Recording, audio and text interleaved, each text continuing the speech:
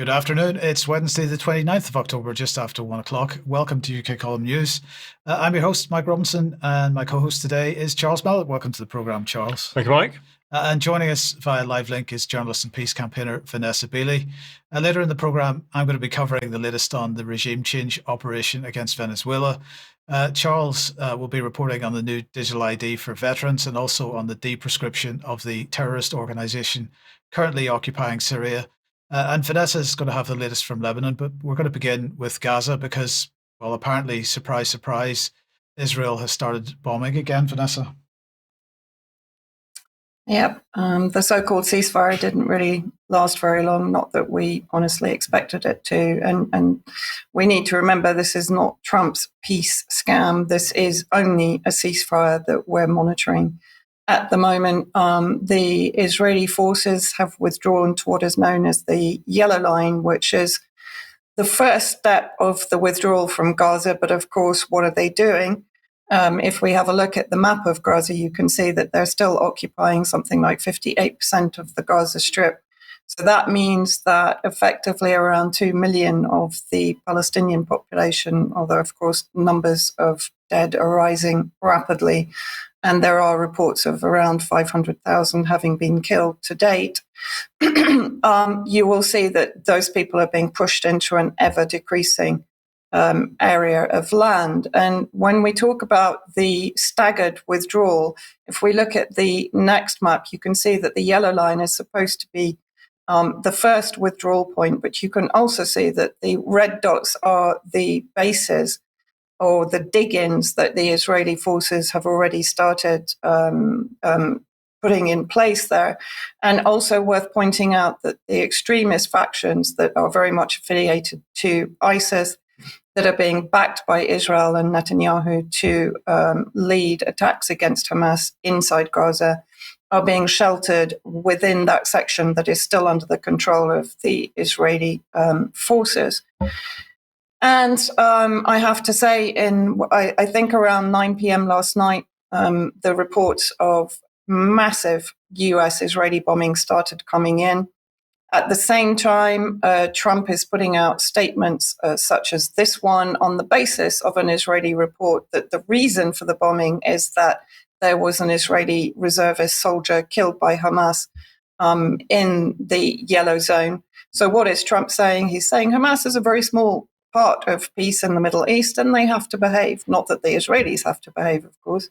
If they are good, they're going to be happy. If they're not good, they're going to be terminated. Their lives will be terminated. So again, we see the usual reset position of the United States in support of anything that Israel does, even if it's basically continuing the genocide unimpeded. Marco Rubio came out pretty much with the same thing a couple of days ago, says that Israeli airstrike in Gaza is not a violation of the ceasefire. Of course, total hypocrisy here. And then if we actually have a look at what has been happening since 9 p.m. last night, as I said, I noted it beginning around 9 p.m. I woke up multiple times during the night and it was still ongoing, and it's still ongoing now. So this is from the 28th to the 29th of October, massive US-Israel strikes in Gaza, over 100 injured, 46 confirmed deaths. That's now up to around 100 with the ongoing bombing. Many children, I think up to 20 children, have been killed in these attacks. Entire families have been wiped out. Very important. This is always part of the Israeli genocidal tactic in Gaza.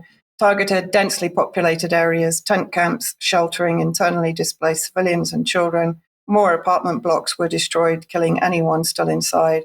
And strikes across central Gaza are still ongoing as I'm speaking now. Now, among the victims, I'm not going to show many of the awful videos that are, as always, coming out of Gaza, but just to put some human face on the massacre that Israel is perpetrating still, both in West Bank and in Gaza. These are the twins, Sham and Yahya Amin Abu Dal, and in fact their entire family were wiped out. Their parents and the rest of their family were wiped out in one strike. And yet again, another journalist was also murdered in the latest strikes. This is journalist Mohammed al-Manirawi, who worked for Palestine News. He and his wife and members of his family were killed in one strike.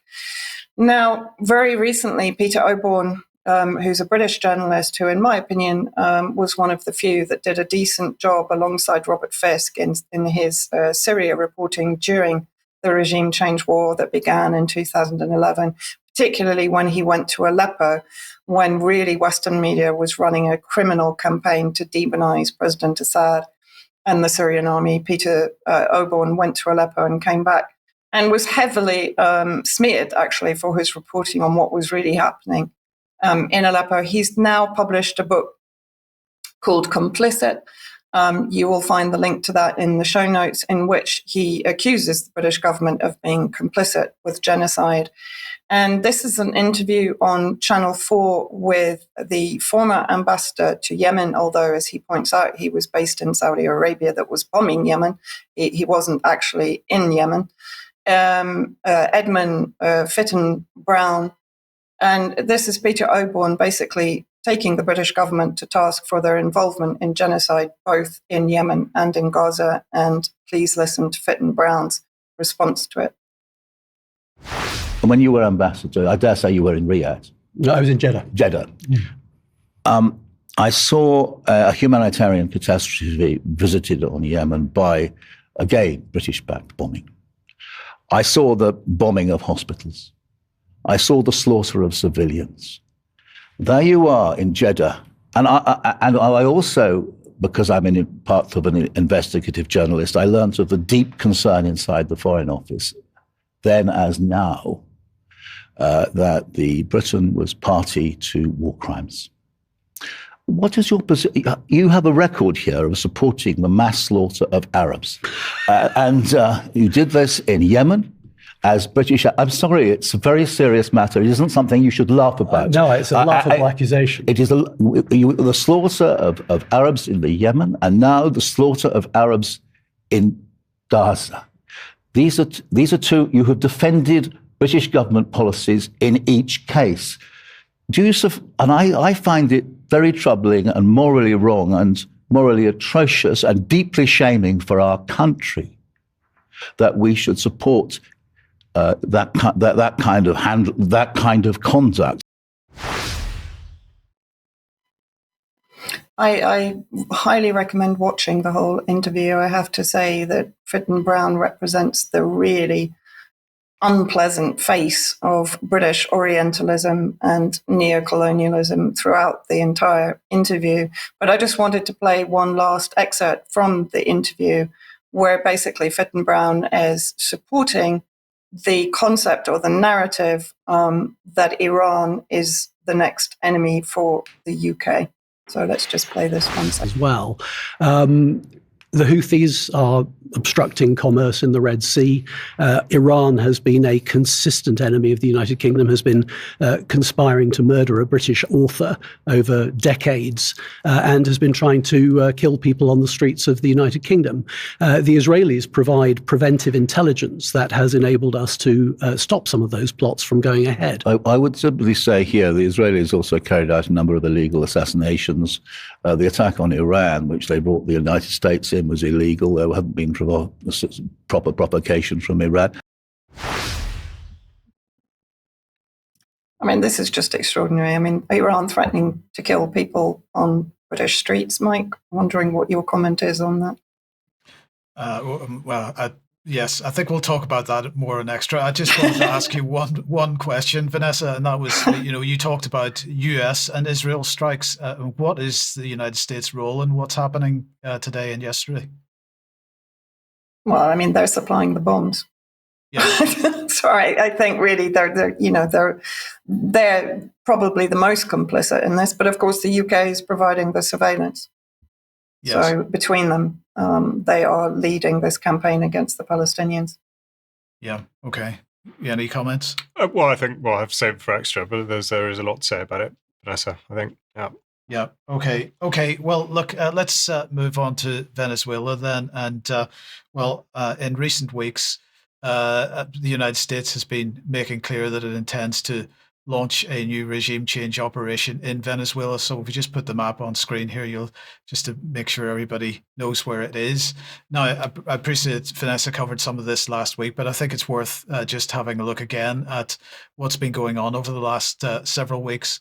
Because earlier this month, the United States began bombing boats claimed to be involved in Venezuelan drug running. Now, the sixth attack, as was being reported in USNI News, talks about drug smuggling semi-submersible, and for the first time since these operations began, the US Navy said at that time that it had captured 2 survivors out of 4 people who were said to be on board that boat. Reuters claimed the exclusive here on the survivors story, and then subsequently one of the survivors was apparently released. We'll come on to that a little bit later. Then the flights of B-52s over the Caribbean began on Wednesday, October the 15th, in what was clearly a big show intended to panic Venezuelans. The Pentagon released a bunch of photographs for propaganda purposes, and this opportunity was grasped with both hands by the likes of ArmyRecognition.com that we just saw a second ago on screen.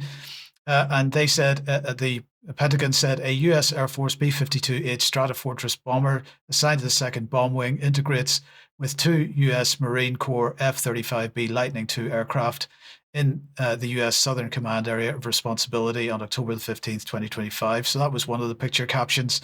And then each of the picture captions included a statement saying, bomber attack demonstrations contributed to the collective defense of the Western Hemisphere and demonstrated the U.S. commitment to the safety and security of the region. So that should make everybody here in Britain and Europe and in the United States feel a lot better. But here in Britain, we weren't immune from the propaganda for regime change, as highlighted here in the Daily Mail. This was Trump deploys secretive Night Stalkers regiment as Venezuela mobilizes millions of troops raising fears of all-out war was their propaganda take. And then Trump announced on his Truth Social account 10 days ago that his interest isn't just Venezuela, it's also Colombia, because of course the narrative about this is that it's all about drugs and narco states, and this is really the resurgence of the war on drugs narrative and so on as an excuse for regime change. Meanwhile, on the 17th of October, NPR here reporting that Senator Tim Kaine was planning to force a second vote. There had been an attempt to get a first vote in the Senate under the War Powers Act to block Trump from attacking Venezuela. The previous week, he and Adam Schiff had forced a Senate vote to limit Trump's war powers, and that vote failed by 48 votes to 51. And 2 Republicans took part in that. It was mostly a Democrat thing, but 2 Republicans took part. That was Rand Paul and Senator Lisa Murkowski. So they were supporting that idea. For the second vote, Kaine was joined by Rand Paul as co-sponsor, and Rand Paul said the American people do not want to be dragged into endless war with Venezuela without public debate or a vote. We ought to defend what the Constitution demands, deliberation before war. And then a few days later, Adam Smith, Representative Adam Smith, who's the top Democrat in the House Armed Services Committee, he called for hearings on the Trump regime's bombing of these so-called drug trafficking boats off the coast of Venezuela. So the political machinations continue quite ineffectually so far. Military.com published an article on the 20th, which says that while the Venezuelan military couldn't match the United States military in firepower, it's still a major threat, with 21 Russian-made Sukhoi 30 Mark II jet fighters delivered in 2008 and 2009, and armed with Kh-31 anti-ship missiles. And they also talk about the Venezuelan military having positioned older air defense systems, but these could still present problems for low-flying aircraft, especially helicopters. Now, since then, there have been further repeated overflights by the US bombers as the psychological war continues. So this is a UK Defence Journal talking about this a few days ago. And Trump says, though, that he will not be going to Congress to seek authorization for his military campaign. I don't think we're going to necessarily ask for a declaration of war, he said, according to the New York Times here. I think we're going to kill people that are bringing drugs into our country, okay? We're going to kill them, they're going to be like dead. Lovely. Yeah. That's very similar in style of narrative to what Vanessa was reporting a couple of seconds ago. Now, 5 days ago, then, Secretary for War Pete Hegseth posted this to his X account, saying that overnight, at the direction of President Trump, the Department of War carried out a lethal kinetic strike on a vessel operated by a designated terrorist organization trafficking narcotics in the Caribbean Sea. 6 people were killed. But he went on to say this, which I thought was quite hilarious. He said, if you're a narco-terrorist smuggling drugs in our hemisphere, we'll treat you like Al-Qaeda. And Vanessa, I'd be interested in your thoughts on that comment, because this is a very interesting statement for Hegseth to make. Since just like Al-Qaeda, the drug cartels have had the full support of successful US regimes, with the CIA being fully engaged in the drug running, using drug money to fund black operations. And this is very similar to what's been going on with Al-Qaeda, of course, over the last number of years. Fascinating from 3 aspects, really, because they're going to treat them like they treat Al-Qaeda. Does that mean with kid gloves and a red carpet, and take the bounty off their head and welcome them back into the fold of the international community that is led by the United States? If they're going to kill the people that are responsible for the drug smuggling, they better start back at home. And with the CIA, aka the cartel of the Suns that was run by the CIA, and is now being sort of used to target Maduro. But also funny how the Captagon trade in Syria has increased exponentially since Assad left, whereas previously, of course, Assad was described as the head of a narco state and a drug lord.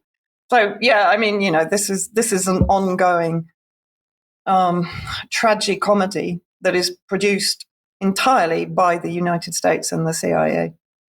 Absolutely. Now, the war of words continues, with Congress apparently unable to do anything to stop events. So Rand Paul again talking about extrajudicial killings, but it's not really having much bite yet. So we'll see whether they can actually get any momentum behind this. And now the United States has sent an aircraft carrier to the region with threats to bomb alleged drug cartel targets within Venezuela itself, as Vanessa just mentioned. Now, as a result of the USS Gravely docking at the port of Spain in Trinidad, Venezuela has suspended energy agreements that it had with Trinidad and Tobago over what officials have described as hostile actions by Trinidad. And Trinidad not terribly impressed with that situation. I see that they may feel that they're stuck between a rock and a hard place, in the sense that they're probably equally concerned about what the United States is capable of at this point. But anyway, that we can discuss later whether there's any excuse for that. But then late yesterday, the news broke via Associated Press that the Trump regime attempted to bribe Maduro's, that's the Venezuelan president's pilot, to fly Maduro to a suitable location for the United States to arrest him on drug trafficking charges. And just to quote the article here, it says, the untold saga of how the agent tried to flip the pilot has all the elements of a Cold War spy thriller: luxury private jets, a secret meeting at an airport hangar, high-stakes diplomacy, and the delicate wooing of a key Maduro lieutenant. There was even a final act of intrigue aimed at rattling the Venezuelan president about the pilot's true loyalties.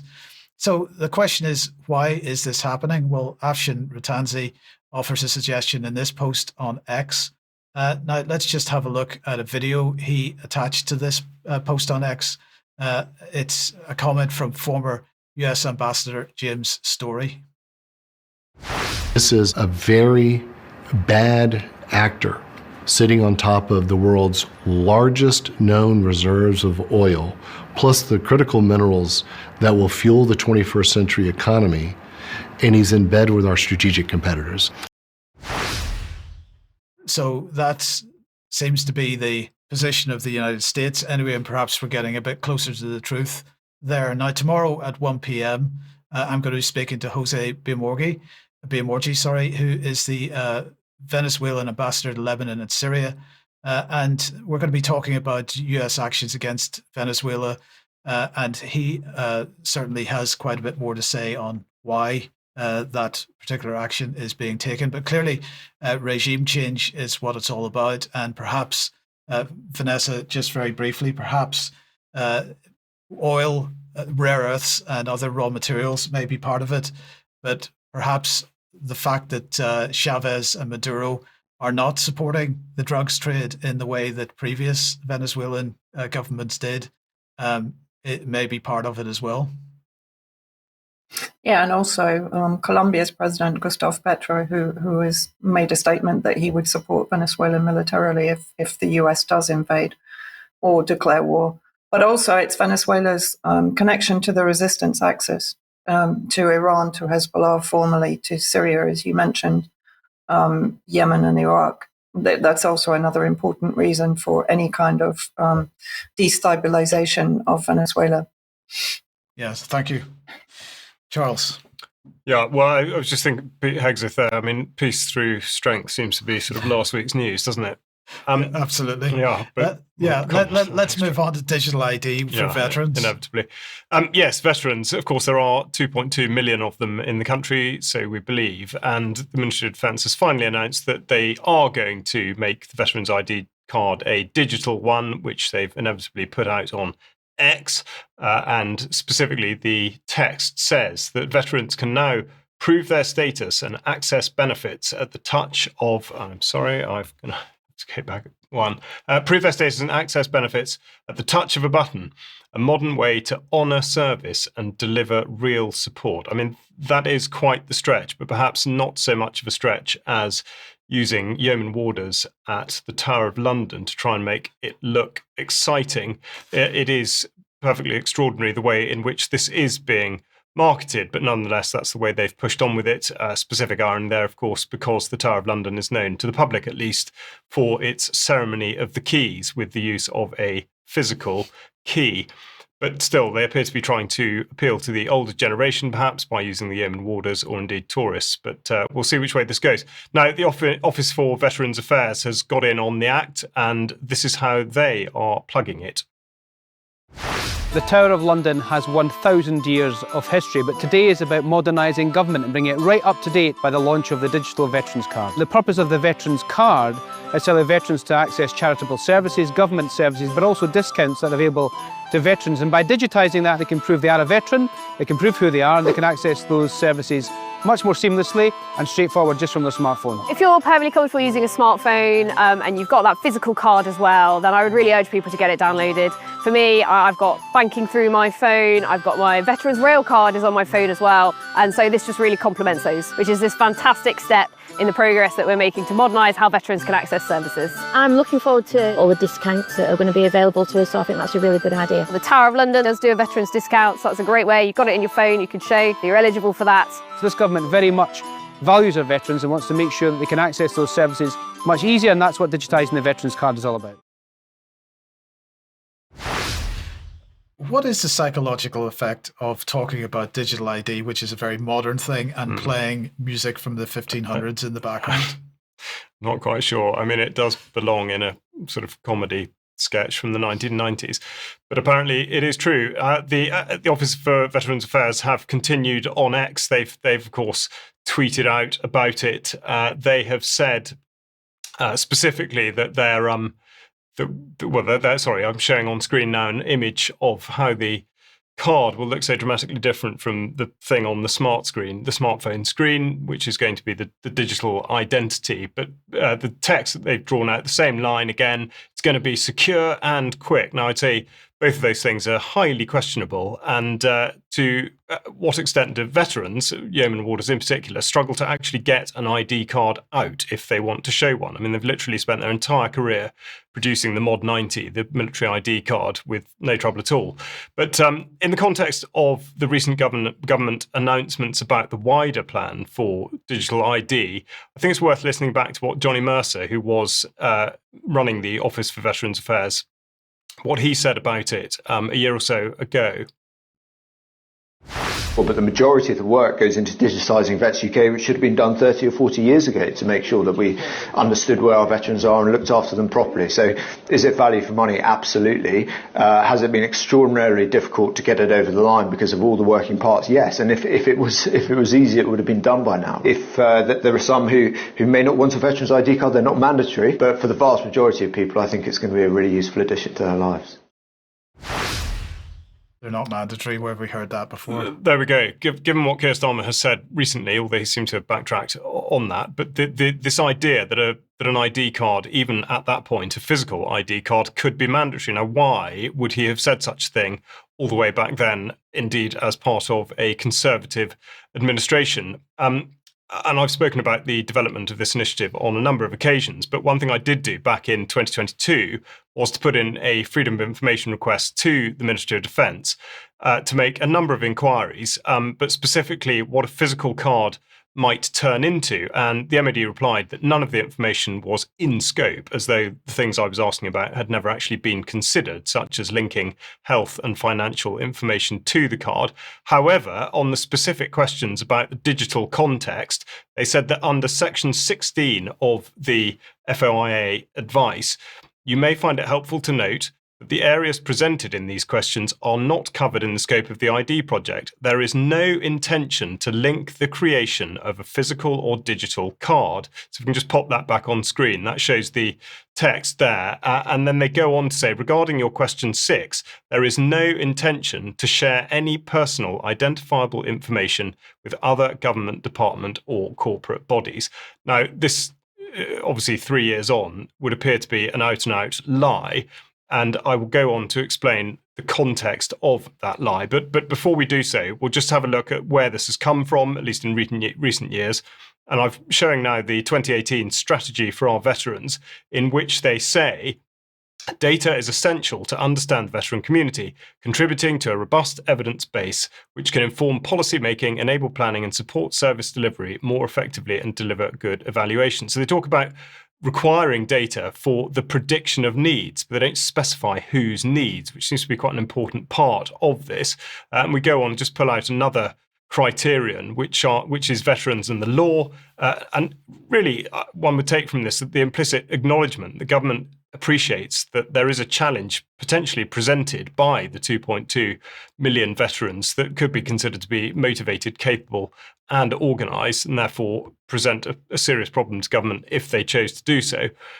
Now, they go on to say that there's a specific challenge concerning legacy investigations. Of course, Mike was speaking only on Friday about those very investigations, which are, of course, being pushed forward by the government itself. So this is very disingenuous in the way that the language is being manipulated. Now, also, just to go forward a little bit into the Veteran Strategy Action Plan 2022 to 2024, they insist again that veterans have this sort of specific problem identifying themselves. They say it also needs to be easier for veterans to verify their status in order to access government services. Now, my question is why? And very briefly, on a personal note, I am a veteran, and I don't see that it needs to be any easier for me than it does for anybody else to verify my status in order to access government services, if I even wanted to access government services in the first place.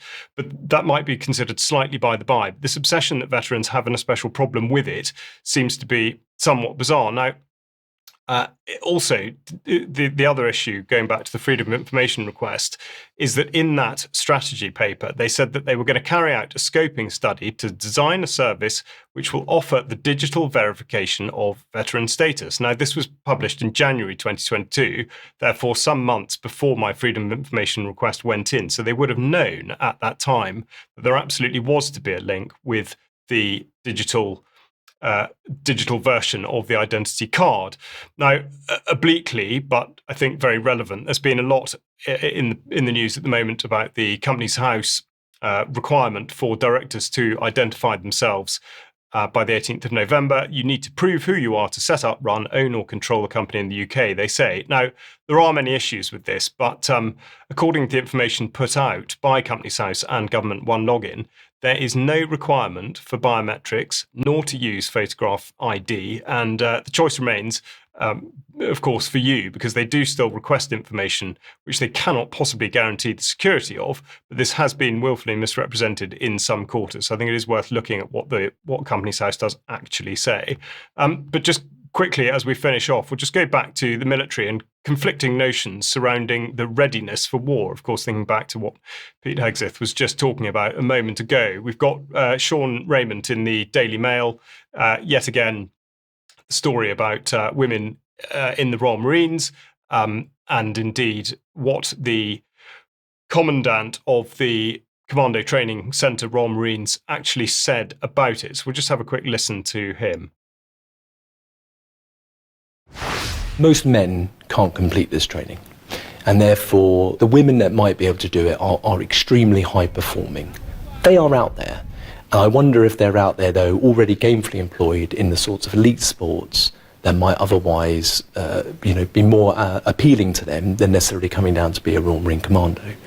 But I'm rocket clear. There are women out there that could come and do this training if they were motivated enough to do it. And we have had some women recently who have come close. Unfortunately, they haven't met all of the standards. But we absolutely want you. The two questions commandos always used to ask in World War II are you here to help? Are you any good? Well, the third question we need to add is, and we want you if you're different. We want you if you're different because the cognitive edge is going to be a game changer for us going forward. So it's hard to know exactly what he means by that, and if anyone can be rocket clear on what rocket clear means, then do write in. But the other thing to set this alongside is what's happened with the selection and recruitment into the Reserve SAS, and the most recent edition of Soldier magazine has this piece in it on the Special Forces, and indeed talks about being able to go into the selection process on resettlement. But also, interestingly, they've got two little bits here saying applications are accepted from men and women across all three services, and you can join the Reserve SAS up till the age of 43 and 364 days.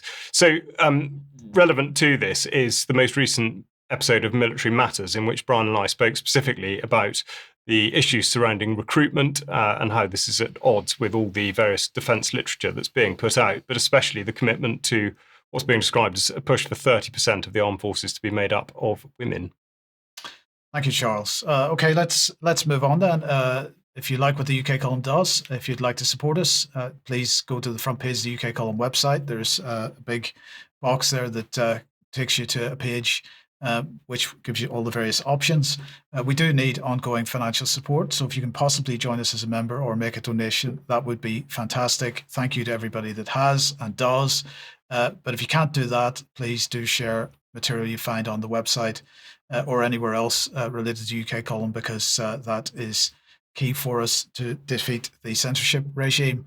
Now, 7 o'clock tonight, Jerm is speaking to Shannon Joy on everything being a reality show. I think the way things are going at the moment, it increasingly looks like reality TV.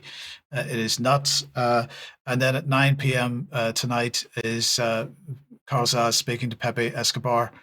Join him for that then. Yesterday, you were speaking to Shaz Khan at 1 o'clock. Absolutely was. She's written an excellent book called The Ultimate Vaccine Timeline, and she has the benefit of not being involved in any way in the medical profession, and therefore she looks at things very objectively. Her father died, she believes, as a result of a flu jab, and she's gone back into the history of particularly the safety around vaccinations and had a whole load of documents released that had never been seen before. So it's a fascinating interview, and I really would encourage you to have a listen. Another quick reminder that 1 p.m. tomorrow, I'm speaking to Ambassador Jose Biomorgi, Venezuelan ambassador to Lebanon and Syria. Join me at 1 o'clock for that. And then a reminder that on Sunday evening, the latest 1,000 Words podcast went out featuring James Dellingpole. Yeah, it did indeed. So that's the first part, and then the second part will be going out for members this Sunday at 7 p.m.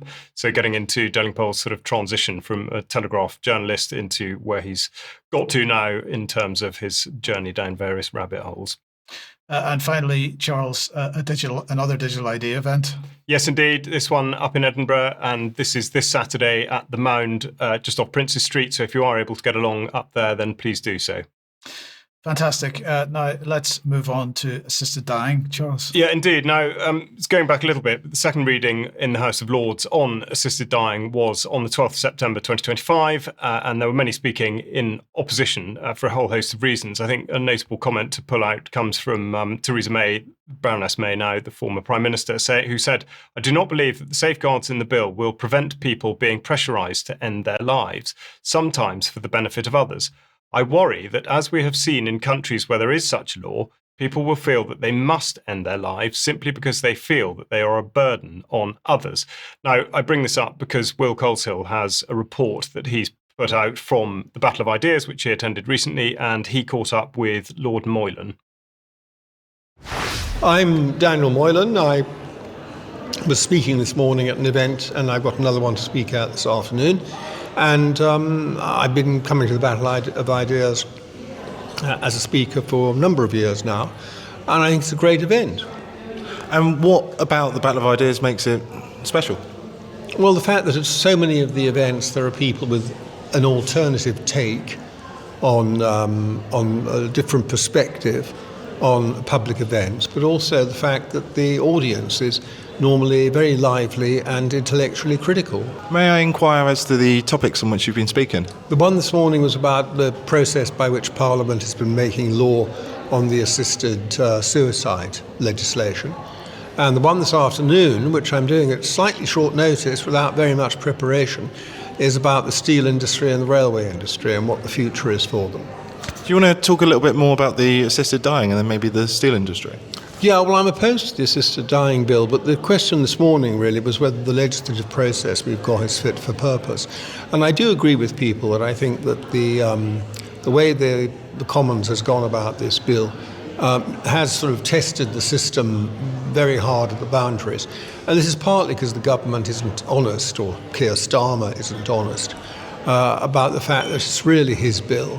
And these are a lot of glove puppets, really, that he's trying to move around without accepting the responsibility for the bill. I don't say it's a government bill because a lot of people in the government don't want it. Or even if they do want it, they don't think it's a priority which should be distracting the government from its core business, which is what it increasingly is doing, I think. But Starmer does want it, and he's making that commitment. And the way in which the parliamentary system has been used is really stretching it to its limits. Comes to the Lords now, and we'll see, how much scrutiny it can get there. What is the mood like in the Lords around the assisted dying? Do you think it could be rejected in the Lords? I think there's a huge amount of deep concern in the Lords, even amongst people who support the bill or are sympathetic to the principle, about how badly drafted it is, how many holes it has. It's a sort of skeleton legislation with all the important stuff to be filled in later, which people don't like at all, especially on something as sensitive as this. And for the stuff that they're talking about to be filled in by ministers without proper parliamentary scrutiny. And that's what the bill contemplates. So, yes, I do think there's a lot of concern about it, even amongst people who might be sympathetic in principle. Very, very unusual for the House of Lords to vote down a piece of legislation, that has passed the Commons. But I think it's likely to be heavily amended in the Lords, and then it would be up to the Commons to see if they can agree to the amendments or not. So you're talking about the legislative process. No. Do you think that we've abrogated too much power away from the Commons and away from the Lords to the ministers themselves, and essentially it's ruled by executive fiat? Well, it's certainly true that there are powers now in many bills that give the government the right even to rewrite other acts of Parliament without coming back to Parliament. This is what we mean when we talk about Henry VIII clauses, Henry VIII powers. And there are too many bills with Henry VIII powers. I think we are in danger of going that way. But it's partly a function of simply having too much legislation. We pass too much legislation. We try to legislate for too many things. And governments try to do too many things. And I think we've got to really think about the scope of government and what it should be doing, because the apparatus of the state is falling over under the pressure of all the things it's being asked to do. So is it time for a great repeal bill? Well, we've tried something like that before, but yes, there's an awful lot of legislation. That's specifically about the legislation passed by the Blair government, which totally distorted and changed our constitution. They called it modernising, but it wasn't. It's made large parts of it democratically unworkable, and I think a lot of that does have to go, yes. So you're looking forward to a big change in 2029? I certainly think there will not be a Labour government in 2029, and I rather welcome that, yes. Well, thank you very much. Thank you very much. Very nice to meet you. Pleasure. Thank you. Dangers of modernising. Thanks to Will Coleshill there. Now, Theresa May, to go back, she also suggested that it could be used as a cover-up for mistakes made in hospital or for hospital-acquired infections. And she cited a friend of hers who calls it the licence to kill bill. So as Lord Moylan says there, she says it's not an assisted dying bill, but an assisted suicide bill. And we'll follow the next stage, which will be the committee stage starting on the 14th of November. Thank you, Charles. We mentioned earlier on in the programme the group that is currently occupying Syria, and of course many people will know it by the name of HTS. It has been a proscribed organisation for obvious reasons. Is it still? It is not. No, and Vanessa did actually mention this in Extra last week. It was sort of unfolding at the time, and sure enough, the government has now announced its intent to de-proscribe HTS, and so we'll just show the notice from the Home Office and the Foreign Commonwealth Development Office, and here it is in English, which says UK removes Hayat Tahrir al-Sham from terrorist organisation list. Now, in this extraordinary news story, they have said that the government, or for the government, it will mean closer engagement with the new Syrian government and support UK foreign and domestic priorities from counter-terrorism to migration and chemical weapons destruction. Now, one might think that it would be cause for concern that a terrorist organisation needs to be de-proscribed in order for any of those things to actually happen. The statement also goes on to say something which I'd like to hear Vanessa's comment on, and it is this, which is Daesh remains a significant threat in Syria. The de-proscription of HTS will support this government's engagement on the counter-Daesh mission in Syria, in turn reducing the threat to UK. Vanessa, how does that work? Well, it doesn't work, because HTS, which of course is simply a rebranding of Al-Qaeda or Jabhat al-Nusra, which was founded by Jolani, now President Ahmed al-Sharaa in Syria. But the HTS military are actually effectively reliant upon ISIS to support them in their ethnic cleansing massacres of Syrian minorities. So I'm really not quite sure how that works at all. No, I think we conclude that it absolutely doesn't work, much like most of the language that's contained, not just within that statement, but also that the statement that came from Dan Jarvis, the Security Minister in the House of Commons on the 22nd of October, which was really a masterclass of euphemism. He said, after careful consideration and following extensive consultation across government and with operational partners, he says, this decision reflects our unwavering support for British interests and commitment to the security of the United Kingdom. Now, as it happens, the Home Office list of prescribed groups has not been updated. And so this is what it's said since 2017, just to put you in the picture. So it comes under the Al-Qaeda banner, and specifically it refers to Hayat Tahrir al-Sham should be treated as alternative names. Obviously, they've listed a few others. Should be treated as alternative names for the organisation which is already prescribed under the name Al-Qaeda. Now, of course, this links back to what we've just heard in the news about Venezuela and all the rest of it, and indeed relates to Hamas. I mean, there's so many things that are tied into this. And of course, with that in mind, it is absolutely relevant that this was the exact same process was gone through in the United States back in July of this year. And we'll just have a look at that on screen. So this happened in July in the States. I'd just like to draw your attention to the banner running across the top of the page, which says federal government shutdown due to the Democrat-led shutdown. Website updates will be limited until full operations resume. So blaming it on the Democrats, I mean, is this really how the leaders of the free world are supposed to conduct themselves, one might ask. prior to this, even back in December 2024, Middle East Eye illustrated how the process is very, very obviously simply geopolitical and has absolutely nothing to do with the spectre or otherwise of terrorism. And they also make a very good point about the process of de-proscription. Now, this is governed by the statutory instrument number 2299 from 2006, attached to the Terrorism Act 2000, which states an application under Section 4 of the Act must be made in writing and must state the name of the organisation to which the application relates, whether the application is being made by the organisation or by a person affected by the organisation's prescription, and the grounds on which the application is made. Now, in neither Dan Jarvis's statement in the House of Commons or the news story as I've articulated, is there any reference to how this has actually come about? So I called the Home Office to ask who had put the application in to the Home Secretary and how was this process followed. Of course, the media office had absolutely no idea what I was talking about, but did say they would respond to my email to ask the question so that they could formally look into it and get back to me. There has been no response. I called again immediately before the news programme and asked that the press release would be sent to me immediately. That did not come either. So it looks at the moment very much like government have ridden absolutely roughshod over the due process.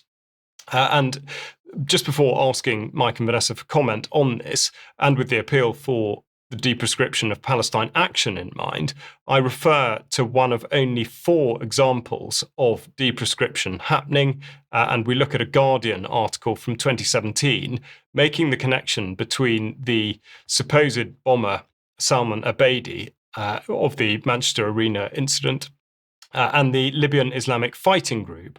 Now, the Guardian article there says the 22-year-old was influenced in part by the people who formed the Libyan Islamic Fighting Group, a little-known Al-Qaeda affiliate outlawed in 2004. So Al-Qaeda again. But lo and behold, the same government which described the events in Manchester as being among the worst terrorist incidents we have ever experienced, de-proscribed the LIFG just 2 years later. So there's an awful lot here that needs to be made sense of. But I think, as Vanessa suggested earlier, that's quite some challenge to make any sense of it. What are we to think about this? I mean, the question is, one question I would ask is, why was Al-Qaeda ever really proscribed in the first place? Because, this was an organization which Britain, the United States, created in the first place. It has served our purposes for foreign policy ever since. We've been funding it. We've been arming it. And so it seemed like the prescription of that organization was virtue signaling, or it was an attempt on a domestic platform to present a different situation that was happening internationally. And of course, they were able to use the excuse that Al-Qaeda had carried out 9/11 and atrocities in the UK and so on to justify certain things going on here. So, but, the thing that really I think is striking about this is that we have HTS, which, let's be accurate about this, are head choppers. They've been cutting off the heads of people. They've been assassinating people, murdering people. These are people that have actually taken people's lives. On the other hand, we have Palestine Action, and no matter what you think about Palestine Action and what they've been doing, they have not actually committed any crime against a physical body. They've committed criminal damage at worst in certain circumstances. And how these two things are considered parity, I have no idea. Yeah, Vanessa, specifically on that conflict there between what Palestine Action have done in the form of criminal damage and what HTS have been doing. Well, in fact, I think the first case for the Filton 24, the first 3 that were actually put before a judge, their sentence was reduced from criminal damage to I think I can't remember what it was reduced to. And yet this group is proscribed terrorist. But I also want to make the point that Hamas and Hezbollah are proscribed terrorist groups in the UK. They are not a threat to UK national security. They're a threat to Israeli national security. You've now de-proscribed Al-Qaeda, effectively, HTS, that is conducting genocidal ethnic cleansing in Syria of minorities, including Christians, that is backed by Israel, and has a very high probability of being a threat to the UK population when particularly British jihadists belonging to Al-Qaeda return to the UK. So yet again, Israeli national security is being prioritized over British national security. Let's come back to you. And what's the latest in Lebanon? Well, I mean, in Lebanon, we're seeing a ramping up of Trump's administration bully boy tactics. I don't know any other way to describe how Trump enacts his foreign policy globally. Recently, in fact, yesterday and today, yesterday it was one of the US envoys arrived in Lebanon. And today, Tom Barrack, Trump's economic hitman, as I describe him, is going to be in Lebanon. And he basically put out a statement, I think it was yesterday. US envoy warns Lebanon that they have one last chance to disarm Hezbollah and, of course, the Lebanese resistance, which doesn't only consist of Hezbollah. His full statement, so basically he said, I will inform the president, the prime minister, and the speaker of parliament that they have one last chance. He then went on in his basically what is a threat to the Lebanese people. Either they learn their lesson and decide to enter into direct negotiations with Israel under US auspices to establish a timetable and mechanism for disarming Hezbollah, or Lebanon will be left to its fate and will remain so for a long time with no one to care about it, neither in America nor in the region. And no one will be able to pressure Israel to prevent it from doing whatever it deems appropriate to undertake disarmament by force. This is quite an extraordinary statement.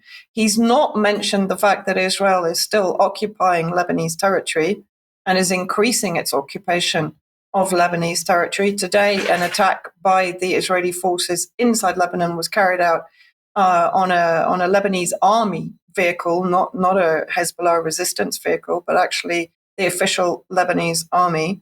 Bombing and suicide drone attacks have been increasing in the last week, and none of this is mentioned by Barrack. In fact, what he actually does is abrogate responsibility for Israel's action and basically withdraws the US from the negotiations and Saudi Arabia from the financing of the essential reconstruction of civilian infrastructure destroyed by Israel in the last war, and basically leaves the field open for Israel to do whatever it wants. So in other words, just as the British withdrew actually from the occupied territories of Palestine and left it to Israel to ethnically cleanse Palestinians in 1948 with the UN support, right now the US is doing exactly the same thing and saying to Israel, go ahead, disarm Hezbollah and bomb the south.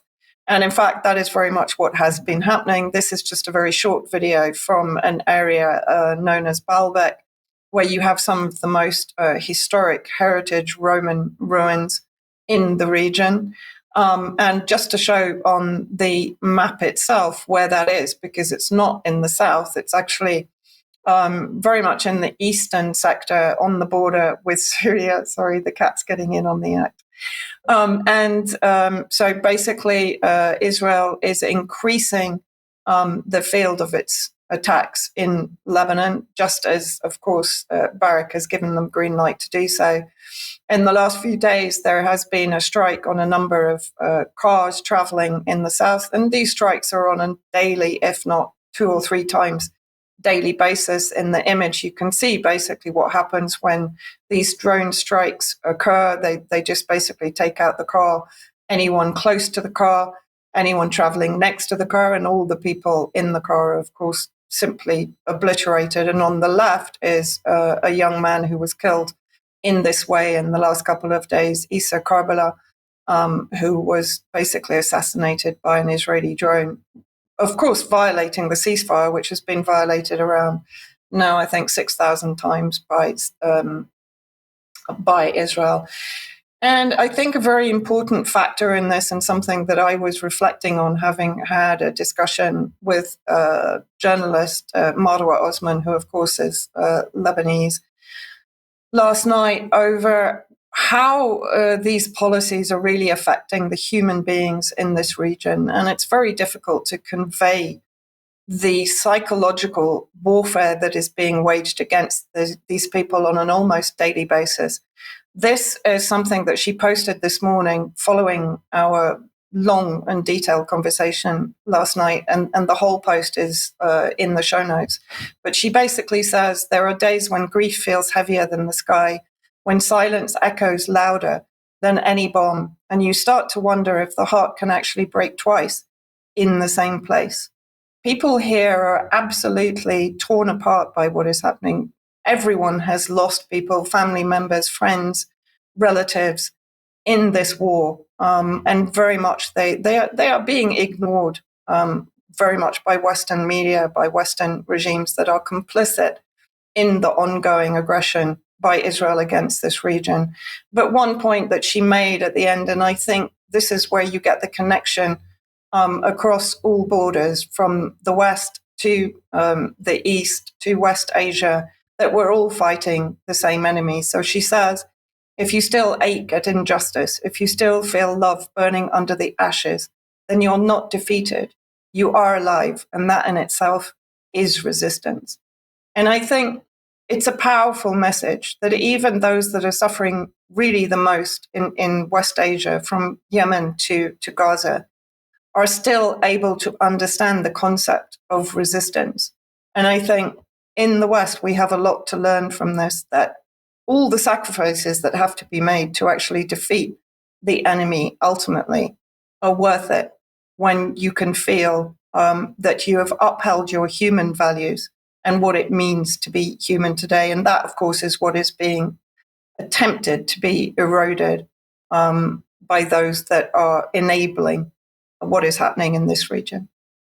Yeah, and I suppose the other thing that we could say about that, Vanessa, is if we're looking for inspiration for resistance, it's the longevity and the determination over an extended period of time to resist. It's not something that they can solve in 6 months or a year. It's something that takes years, and they're not running away from the fight. No, and it doesn't mean that there aren't moments of defeatism or a drop in morale or even depression, psychological trauma. That exists. But ultimately, at the core is this refusal to be dehumanized, to be othered, to be wiped out or exterminated. Yeah. No, I think it's a very, very good point, and it should be considered in the face of all of the various things that we talk about. I mean, even though there is obviously a scale of how much sort of trauma people are actually subjected to, but absolutely, Vanessa, I think humanity is the main thing to consider at all times, and in a way that sort of leads into the final piece for the programme today, which is that one might think that being autumn, it's the time of year that you should be absolutely terrified of bird flu. But thanks to the Pirbright Institute, we can give at least a little bit of our fear to mosquitoes. The Pirbright Institute, which of course is largely funded by Bill Gates and more or less has a direct connection with the Animal and Plant Health Agency and therefore DEFRA, but the Pirbright researchers have said that they've helped to uncover the origins of the London Underground mosquito.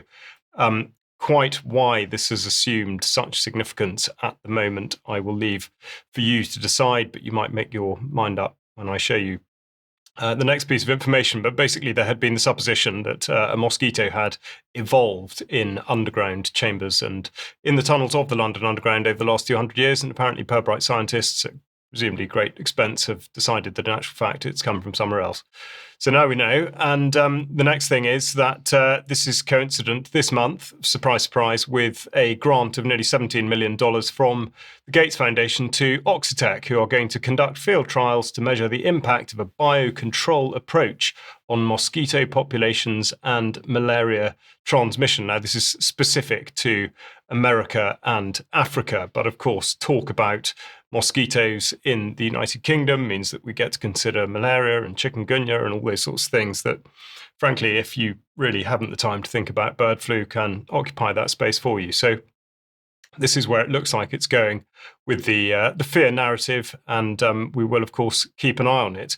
But I think, to Vanessa's point about humanity, all of this does, in fact, come down to that, and the relationship between so-called sort of zoonotic diseases and public scaremongering is something that should be taken very seriously, and we've seen how it's been inflicted upon the human population in the last 5 years, and now, of course, the great push to make the natural world seem frightening and something that we should be wary of. So I think that's something very much that we should bear in mind as we finish the programme, and I'm sure we'll talk about it more in Extra. We will indeed. So we will be back in a few minutes for UK Column News Extra. If you're a UK Column member, if you're not a member, maybe you'd consider joining, and then you could join us for that and for every UK Column News Extra that's coming up in the not too distant future.